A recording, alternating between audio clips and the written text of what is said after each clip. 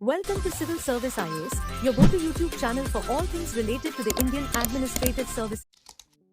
दोस्तों चेस यानी शतरंज का खेल अपने आप में एक अलग दुनिया है। ऐसी दुनिया जहां ब्लैक और व्हाइट पीसेस के बीच प्रभुत्व की जंग लड़ी जाती है।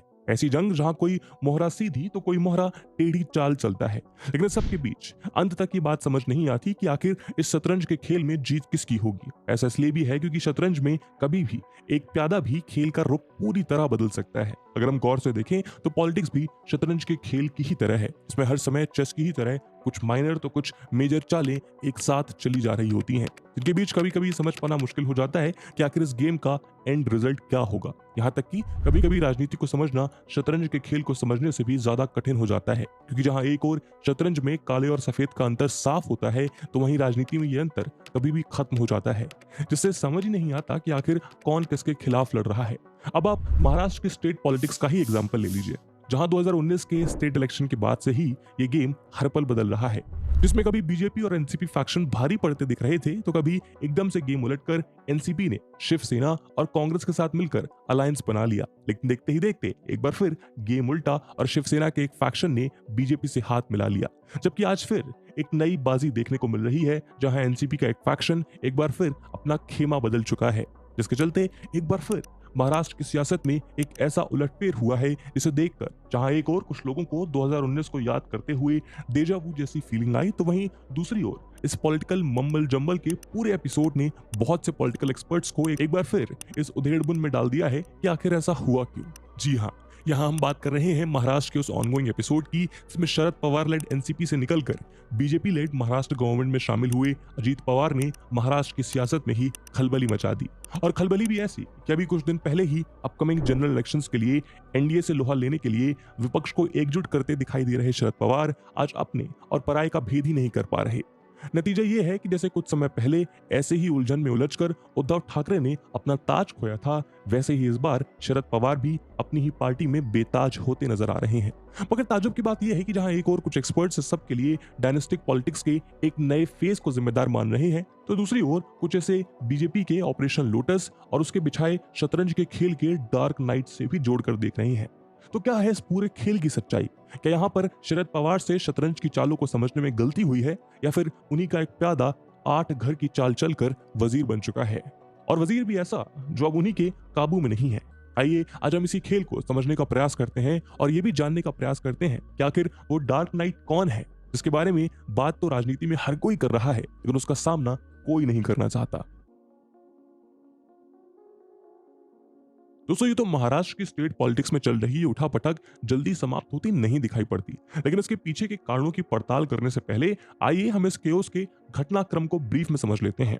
नवंबर 2019 में बीजेपी के साथ अलायंस फॉर्म करके इलेक्शन लड़ने वाली उद्धव ठाकरे की शिवसेना ने चुनाव के नतीजों के बाद बीजेपी से अलायंस तोड़ लिया।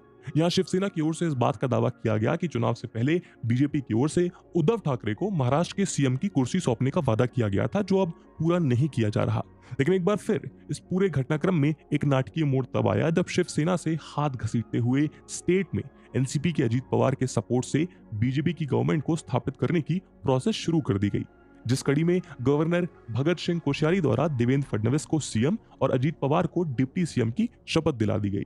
मगर इस बीच एक खबर आई कि एनसीपी लीडर शरद पवार को कॉन्फिडेंस में लिए बिना ही अजीत पवार द्वारा बीजेपी से अलायंस घोषित कर दिया गया है। उसके बाद जब फ्लोर टेस्ट की बात आई तो ये बीजेपी और एनसीपी का अलायंस अपने आप बिखर गया। नतीजा ये हुआ कि फ्लोर टेस्ट के पहले ही देवेंद्र फडणवीस ने अपना इस्तीफा दे दिया, जिसके बाद शिवसेना ने शरद पवार लेड एनसीपी और कांग्रेस के साथ मिलकर अपनी सत्ता स्थापित की। पर इस बार उद्धव ठाकरे को सीएम और अजीत पवार को एक बार फिर डिप्टी सीएम बनाया गया। लेकिन इस पूरे एपिसोड के बीच ही ये बात उठाई जाती रही कि एनसीपी के अंदर शरद पवार और अजीत पवार के बीच सब कुछ ठीक नहीं है, मगर फिर भी ये सरकार 2.5 साल तक चली। फिर वक्त आता है जून 2022 का।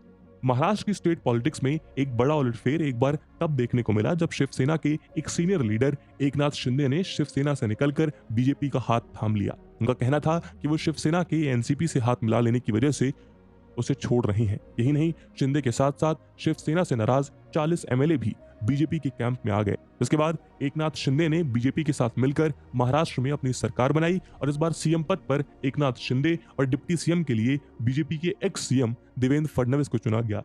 जुलाई 2022 में हुए फ्लोर टेस्ट में इस अलायंस ने अपना बहुमत सिद्ध कर दिया। इसके बाद अजीत पवार को महाराष्ट्र असेंबली में लीडर ऑफ ऑपोजिशन अपॉइंट कर दिया गया। अप्रैल 2023 महाराष्ट्र में नई गवर्नमेंट को स्टैब्लिश हुए अभी 1 साल भी नहीं हुआ था कि ऑपोजिशन में बैठी एनसीपी में एक और इंटरनल चेस प्ले शुरू हो गया। असल में अप्रैल 2023 में मुंबई में हुई एनसीपी मीटिंग में अजीत पवार शामिल नहीं हुए। इसी बीच अजीत पवार ने कुछ और एनसीपी गैदरिंग से भी किनारा किया, जिसके बाद से ही उनके फ्यूचर पॉलिटिकल मूव को लेकर सुगबुगाहट शुरू हो गई। साथ ही अजीत पवार की ओर से पीएम मोदी और आरएसएस के सपोर्ट में स्टेटमेंट्स और स्पीचेस भी देखने को मिली। इसके चलते एनसीपी में ये कयास लगाए जाने लगे कि शायद अजीत पवार कोई बड़ा कदम उठा सकते हैं। मगर इन रूमर्स के बीच अजीत पवार खुद इस बात पर जोर देते हैं कि वो एनसीपी में ही बने रहेंगे। मई 2023 मई आते आते शरद पवार ने इस बात का ऐलान कर दिया कि वो एनसीपी के प्रेसिडेंट की पोस्ट से रिजाइन कर देंगे। ऐसे में एक बार फिर ये कयास लगाए जाने लगे कि शायद ये सब कुछ अजीत पवार को पार्टी की कमांड सौंपने के लिए किया जा रहा है। शरद पवार के इस ऐलान के साथ ही अजीत पवार के बयान भी सामने आने लगे, जिन्हें देख के ऐसे लगता था कि वो खुद को ही इस पद के लिए आगे रख रहे हैं। लेकिन इसी बीच ड्रामेटिक टर्न ऑफ इवेंट्स में शरद पवार ने रेजिग्नेशन का अपना फैसला वापस ले लिया। इसके बाद एक बार फिर पार्टी में अजीत पवार के भविष्य को लेकर असमंजस की स्थिति बन गई।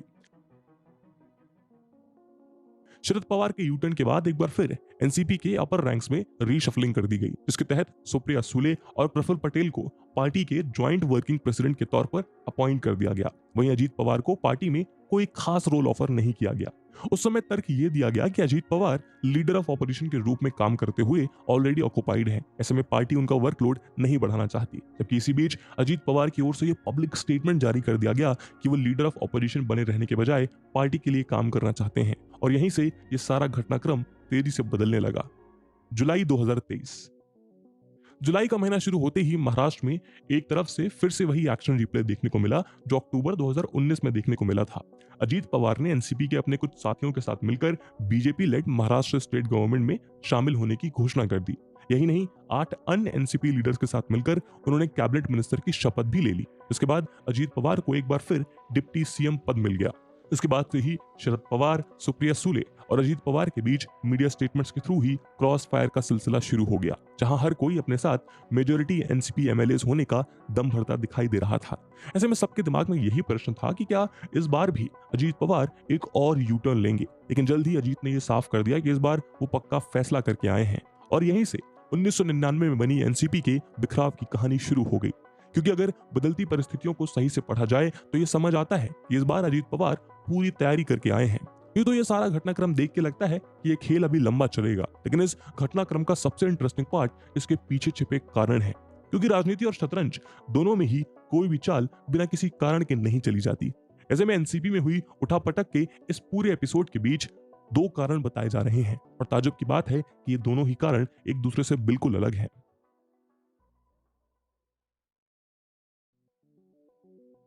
दोस्तों, अगर आपने बचपन में ताश के पत्तों से महल बनाया है तो आप जानते होंगे कि उसका हर एक हायर लेवल बनाना और उसे नीचे वाले लेवल पर बैलेंस रख पाना कितना मुश्किल होता है, क्योंकि हर एक बढ़ता लेवल उस पूरे महल की स्टेबिलिटी को मेंटेन रखने में एक नया चैलेंज साबित होता है। एक हवा के झोंके मात्र से पूरा महल ढह जाता है, और हमें देश में बहुत जगह ऐसे ही ताश के पत्तों से बने महल देखने को मिलेंगे। और ये ताश के महल हैं देश की अलग अलग पॉलिटिकल पार्टीज और उनमें फैली डायनेस्टिक पॉलिटिक्स, जिन्हें अगर आप जोड़ कर देखें तो आपको एक पैटर्न देखने को मिलेगा। अब जैसे कि समाजवादी पार्टी में मुलायम सिंह यादव के बाद जब उनके बेटे अखिलेश यादव ने नेतृत्व संभाला तो उसके कुछ समय बाद ही अखिलेश यादव और उनके चाचा शिवपाल यादव के बीच पार्टी के कंट्रोल को लेकर खींचतान शुरू हो गई, जिसके चलते शिवपाल यादव ने तो अपनी अलग पार्टी बनाने का भी निर्णय ले लिया था। हालांकि वक्त के साथ शिवपाल ने अखिलेश की पॉलिटिकल लीडरशिप तो एक्सेप्ट कर ली, लेकिन मीडिया रिपोर्ट्स की माने तो अब भी दोनों के रिश्ते तल्ख हैं। इसी तरह अगर हम बिहार की ओर रुख करें तो हम पाएंगे कि लोक जनशक्ति पार्टी के रामविलास पासवान की डेथ के बाद उनकी पार्टी के कंट्रोल को लेकर भी उनके बेटे चिराग पासवान और उनके चाचा पशुपति कुमार पारस के बीच भी ऐसी ही कड़वाहट सामने आई। इसके बाद एलजेपी भी चिराग और पशुपति कुमार के बीच 2 अलग अलग भागों में बंट गई। कुछ ऐसी ही खबर कुछ समय पहले राष्ट्रीय जनता दल की ओर से भी आ रही थी, जब लालू प्रसाद यादव के दोनों बेटे तेजस्वी यादव और तेज प्रताप यादव आमने सामने थे और दोनों ही आरजेडी पर अपना एक छत्र वर्चस्व चाहते थे।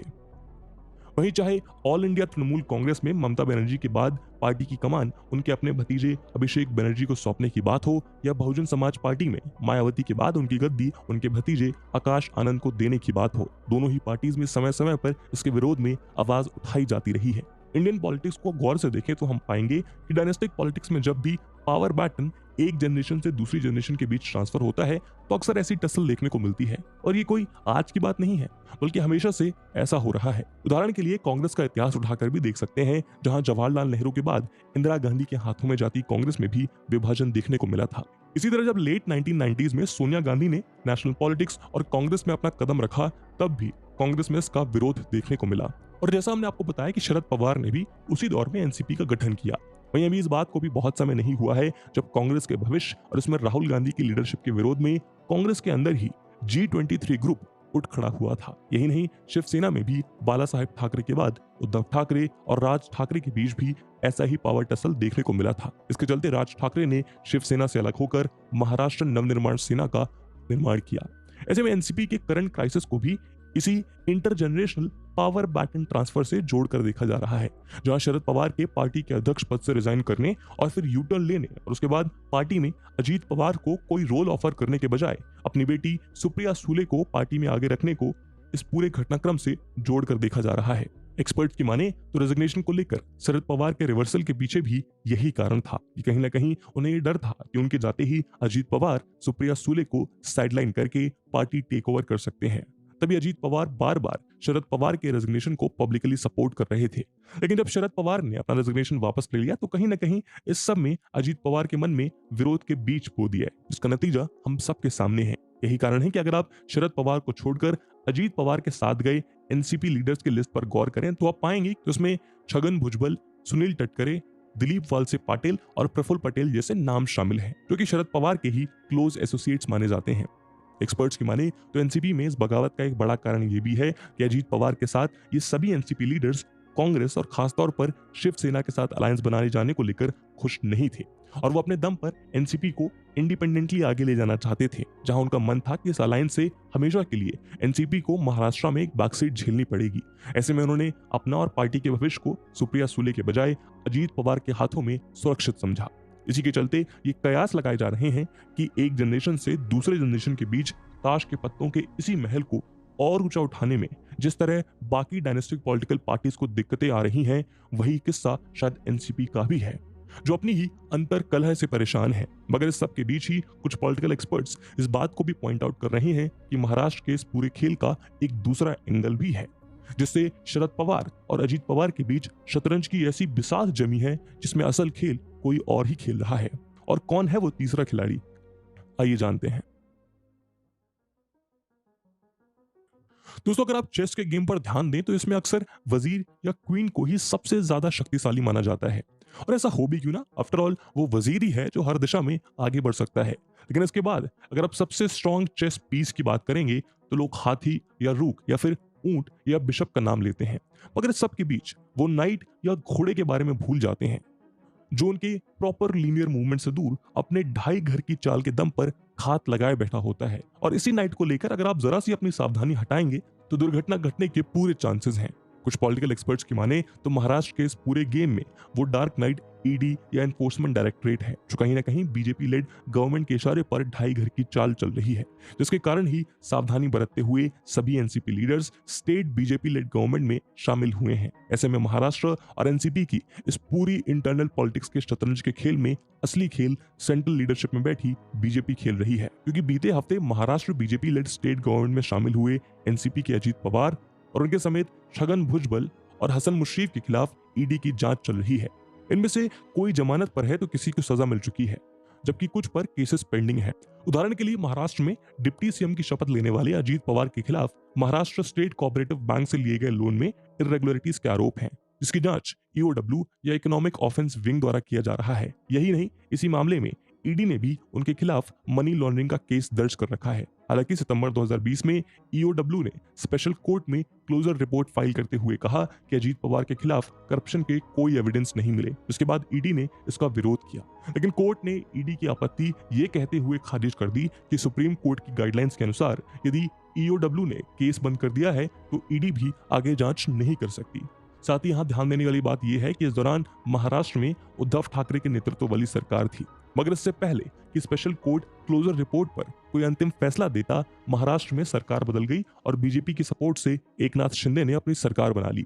इसके बाद ईओडब्ल्यू ने कोर्ट में अपना स्टैंड बदलते हुए अक्टूबर 2022 में यह कहा कि वो अजीत पवार के खिलाफ जांच जारी रखना चाहती है, जो अभी भी जारी है। हालांकि इस मामले में ईओडब्ल्यू ने कोई चार्जशीट दाखिल नहीं की, मगर इसी बीच ईडी ने अप्रैल 2023 में कोर्ट में अपना आरोप पत्र दायर कर दिया, जिसमें बैंक से लोन लेने वाली चाइनीज कोऑपरेटिव को खरीदने वाली कुछ कंपनी में अजीत की भूमिका का ईडी के आरोप पत्र में बड़े पैमाने पर उल्लेख किया गया था। इसी तरह जब अजीत पवार कांग्रेस एनसीपी गवर्नमेंट में मिनिस्टर ऑफ वाटर रिसोर्सेज और विदर्भ इरिगेशन कॉर्पोरेशन के अध्यक्ष थे, तब इरिगेशन प्रोजेक्ट्स में उन पर घोटाले के आरोप लगे थे। इसके बाद फाइल्ड पीआईएल्स के आधार पर महाराष्ट्र एसीबी ने इस मामले की कोर्ट की निगरानी में जांच शुरू की। हालांकि 2019 में देवेंद्र फडणवीस के साथ 3 दिन की सरकार बनाने के बाद एसीबी ने उन्हें क्लीन चिट देते हुए बॉम्बे हाई कोर्ट में एक रिपोर्ट पेश की, जिसमें उन्हें क्लीन चिट दे दी गई। हालांकि रिपोर्ट को अभी भी कोर्ट ने मंजूर नहीं किया, जबकि बीच में एनसीपी शिवसेना गवर्नमेंट के दौरान एक बार फिर बीजेपी लीडर्स द्वारा अजीत पवार के खिलाफ इस मामले की जांच एक बार फिर शुरू कराने की मांग उठाई जाने लगी थी।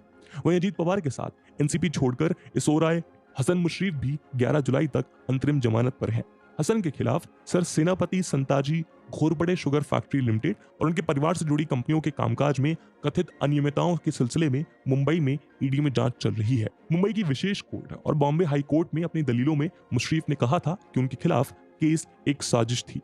उन्होंने आरोप लगाया था कि उन्हें ईडी मामलों में शामिल करने की जानबूझकर कोशिश की गई है। और सभी जानते हैं कि हाल के दिनों में ईडी का उपयोग राजनीतिक बदला लेने और नुकसान पहुंचाने या राजनीतिक करियर को पूरी तरह से नष्ट करने के लिए किया जाता है। मुशर्रफ की अग्रिम जमानत याचिका अप्रैल में विशेष कोर्ट ने खारिज कर दी थी। इसके बाद उन्होंने बॉम्बे हाई कोर्ट का दरवाजा खटखटाया। कोर्ट ने उनकी अंतरिम राहत बढ़ा दी, जिसे पिछले हफ्ते इस 11 जुलाई तक बढ़ा दिया गया था। इसी केस में ईडी उनके तीनों बेटों के खिलाफ भी जांच कर रही है, जिनकी अग्रिम जमानत याचिकाएं स्पेशल कोर्ट में पेंडिंग है। इसी तरह अगर हम छगन भुजबल की बात करें तो 2006 की 3 प्रोजेक्ट्स में 100 करोड़ रुपए से अधिक के ठेके देने में एलिज्ड इरेगुलरिटीज की जांच करते हुए एंटी करप्शन ब्यूरो ने भुजबल और 16 अन्य के खिलाफ 2015 में मामला दर्ज किया था। तब भुजबल राज्य के पीडब्ल्यूडी मंत्री थे। दिल्ली में महाराष्ट्र सदन, अंधेरी में नया आरटीओ ऑफिस और मालाबार हिल में एक गेस्ट हाउस बनाने के लिए चमनकर डेवलपर्स को ठेके दिए गए थे। यही नहीं, ईडी ने भी मनी लॉन्ड्रिंग का आरोप लगाते हुए भुजबल के खिलाफ एक अलग केस दर्ज किया है। इसके सिलसिले में उन्हें अरेस्ट किया गया और भुजबल को 2 साल जेल में रहना पड़ा, जबकि 2017 में उन्हें बेल दे दी गई। जब सितंबर 2021 में राज्य में एनसीपी और शिवसेना लेड गवर्नमेंट थी, तब एक स्पेशल कोर्ट द्वारा भुजबल और अन्य को इन केसेस से बरी भी कर दिया गया। जबकि इसी साल जनवरी में एक बार फिर स्पेशल कोर्ट के इसी आदेश के खिलाफ बॉम्बे हाई कोर्ट में अपील फाइल कर दी गई, जो अभी भी पेंडिंग है। यही नहीं, मुंबई यूनिवर्सिटी में करप्शन से जुड़े एक केस में भी एसीबी ने भुजबल के खिलाफ एक केस फाइल किया हुआ है, जो कि स्पेशल कोर्ट में पेंडिंग है। ऐसे में इस बात को पॉइंट आउट किया जा रहा है कि अजीत पवार और उनके साथियों के खिलाफ पेंडिंग इन सभी केसेस की वजह से उन पर एनसीपी और कांग्रेस कोalition को छोड़ बीजेपी में शामिल होने का दबाव था। आफ्टर ऑल, अभी बीते हफ्ते ही भोपाल में एक रैली को संबोधित करते हुए पीएम मोदी ने करप्शन और उसे करने वालों के खिलाफ हार्श एक्शंस की बात की थी। तो क्या इन हार्श एक्शन से बचने के लिए ही अजीत पवार अपने सहयोगियों के साथ बीजेपी गठबंधन में शामिल हुए हैं? क्योंकि यहाँ हमें यह भी याद रखना चाहिए कि इससे पहले जब 2019 में अजीत पवार केवल 48 घंटों के लिए बीजेपी के साथ आए थे, तब उन पर चल रहे 9 केसेस को एक झटके में बंद कर दिया गया था। यही नहीं, इससे पहले भी देश भर में विपक्ष ईडी के प्रो गवर्नमेंट स्टैंड और अपोजिशन लीडर्स के खिलाफ उसकी संदिग्ध भूमिका को लेकर प्रश्न उठाता रहा है। उसकी ओर से अक्सर ये प्रश्न पूछा जाता रहा है कि आखिर ऐसा क्यों है कि नॉन बीजेपी स्टेट गवर्नमेंट्स और अपोजिशन लीडर्स के खिलाफ ही ईडी द्वारा कार्यवाही की जाती है, और कैसे दल बदल करके बीजेपी में आ जाने के बाद ईडी की यह कार्यवाही एकदम से बंद हो जाती है। अब इन आरोपों में कितना सच है और कितना झूठ, ये तो डीप एनालिसिस का विषय है। लेकिन इस सब के बीच भी जो एक बात साफ है वो ये कि एनसीपी में शुरू हुआ बवंडर अभी जल्द शांत होता नहीं दिखाई दे रहा। मगर इसी बीच शतरंज के इस खेल में एक पैरेलल गेम और देखने को मिल रहा है, जिसका फायदा अजीत पवार को मिल सकता है। दोस्तों, जैसा हमने आपको बताया कि लगभग 1 साल पहले एकनाथ शिंदे अपने साथ शिवसेना के 40 विधायक लेकर बीजेपी के साथ कोalition गवर्नमेंट बनाने में कामयाब हुए। लेकिन उसके बाद से ही एकनाथ शिंदे गुट और बीजेपी में देवेंद्र फडणवीस गुट के बीच खींचतान देखी जा रही है। इसका कारण ये था कि महाराष्ट्र स्टेट असेंबली में एकनाथ शिंदे की पार्टी से ऑलमोस्ट 3 टाइम एमएलए होने के बाद भी सीएम पद शिंदे को दिया गया। यही नहीं, मंत्रिमंडल में भी शिंदे गुट के विधायकों को प्रायोरिटी मिली, जिससे बीजेपी के ग्राउंड लेवल वर्कर से लेकर देवेंद्र फडणवीस तक सभी को निराशा ही मिली। वहीं इसके बाद से ही बीजेपी और शिंदे की शिवसेना के बीच बढ़ती दूरियों की खबरें सामने आती रही हैं। जहां एक और इस कोलिशन गवर्नमेंट में बीजेपी खुद को बिग ब्रदर की तरह प्रोजेक्ट करती देखी जा रही थी, तो वहीं दूसरी ओर एकनाथ शिंदे खुद को एक पपेट सीएम के बजाय रियल बॉस की तरह स्टैब्लिश करने की कोशिश में थे। 2024 के जनरल इलेक्शंस में दोनों के बीच सीट्स के बंटवारे और पार्टी इंडिसिप्लिन को लेकर भी खटपट की खबरें आती रही, लेकिन इस पूरे खींचतानी का क्लाइमैक्स हमें तब देखने को मिला जब बीते महीने 13 जून को महाराष्ट्र में वर्नाकुलर न्यूज़पेपर में एडवर्टीजमेंट पब्लिश किया गया, जिसमें एकनाथ शिंदे को पब्लिक के बीच देवेंद्र फडणवीस से ज्यादा पॉपुलर बताया गया। इसी के साथ एक टैगलाइन के जरिए नेशनल लेवल पर नरेंद्र मोदी और महाराष्ट्र में एकनाथ शिंदे को पॉपुलर बताया गया। ऐसा करके एक बार फिर देवेंद्र फडणवीस को साइडलाइन करके एकनाथ शिंदे को ही फिर से सीएम के तौर पर प्रोजेक्ट करने की कोशिश की गई। जाहिर है ये कोशिश एकनाथ शिंदे गुट की ओर से की गई थी।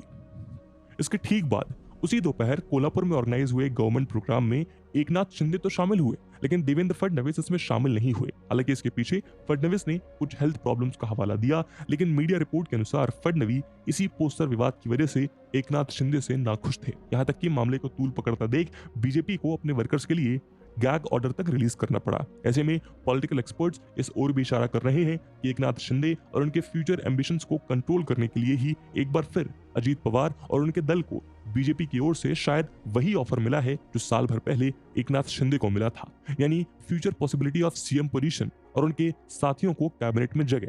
तभी आप देखें तो सरकार में शामिल होते ही अजीत पवार और उनके 8 सहयोगी छगन भुजबल, दिलीप वलसे पाटिल, हसन मुश्रीफ, धनंजय मुंडे, धर्मो बाबात्रम, अदिति तटकरे, संजय बंसोड़े और अनिल पाटिल को भी पार्टी में शामिल होते ही शपथ दिलवा दी गई है। हालांकि अभी अजीत पवार डिप्टी सीएम ही हैं, लेकिन उनकी सीएम बनने की महत्वाकांक्षा किसी से छिपी नहीं है। लेकिन ये बात अजीत पवार भी जानते हैं कि एनसीपी में रहते हुए उन्हें सीएम पद कभी ऑफर नहीं होगा। लेकिन एकनाथ शिंदे का एग्जाम्पल देखते हुए वो फ्यूचर में इस कोalition से सेम ऑफर एक्सपेक्ट कर सकते हैं। वहीं दूसरी ओर अब अपने दल के साथ अजीत पवार के इस गवर्नमेंट में शामिल हो जाने से एकनाथ शिंदे का वर्चस्व कम होता साफ देखा जा सकता है, क्योंकि अब बीजेपी को महाराष्ट्र में बने रहने के लिए एकनाथ शिंदे और उनके दल की जरूरत नहीं है। साथ ही जिस तरह ठाकरे फैक्शन की ओर से फाइल किए गए सुप्रीम कोर्ट केस की वजह से डिस्क्वालिफिकेशन की तलवार एकनाथ शिंदे गुट पर लटक रही है, उसे देखते हुए बीजेपी ने अजीत पवार को अपनी तरफ लेकर महाराष्ट्र में अपनी सरकार को भी एक सेफगार्ड दे दिया है। At the same time Shinde और अजीत पवार गुट के लिए बीजेपी ने एक तरह से कैरेट एंड स्टिक स्ट्रेटजी का यूज किया है, जिसमें दोनों के सामने सीएम की पोजीशन और गवर्नमेंट में बने रहने का कैरेट और बीजेपी को कमजोर समझने और अपने पॉलिटिकल टैंट्रम्स दिखाने के बदले एक छड़ी यानी स्टिक तैयार देखी जा सकती है। दोस्तों ऐसे में आने वाले समय में महाराष्ट्र में चल रहा ये चेस गेम क्या मोड़ लेगा ये देखना दिलचस्प होगा, क्योंकि ये बात तो हर कोई जानता है कि राजनीति के असली चाणक्य माने जाने वाले शरद पवार भी इतनी आसानी से हार मानने वाले नहीं हैं। यही कारण है कि आज शरद पवार और अजीत पवार दोनों ही ओरिजिनल एनसीपी और एमएलए पर अपना दावा ठोक रहे हैं। साथ ही इस बात को भी नकारा नहीं जा सकता कि हो सकता है शरद पवार के पास अभी भी कोई ऐसी चाल बाकी हो जिसे राजनीतिक पंडित समझ नहीं पाते। By subscribing to our channel, you'll gain access to a wealth of engaging videos that aim to educate and inspire.